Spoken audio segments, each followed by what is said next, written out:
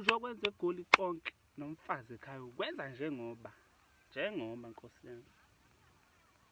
Njengoba mina ngizomtshela mina akukho-ke mina nje ngitshenela ukuthi ngoba anginisabi. Tshenela ukuthi ngoba anginisabi mina futhi anginandaba nani. Amaqiniso mina ngikwazi ukuthi angigodle nje iqiniso lingishisa nje ngisho ngelicabanga ikhanda liyagxabha ikhanda lamacala kuneqiniso ngilifihla ikhanda ngivele ngiliqhulume ngoba bathi into enihlalele eGoli nina abafazi benu ayikho. Futhi bayazi ukuthi eGoli nina niyathenga. Nabo-ke lokho enikwenza eGoli bayakwenza ekhaya. Oho. Hayi.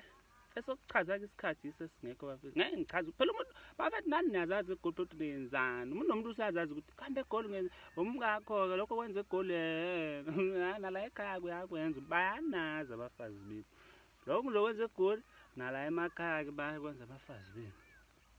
Hlala nje eGoli lokhu umgoqo ungabuyi ngoJanuwari, ungabuyi ngoFebruwari, uze ukoshaya uJuni awubuyi wena.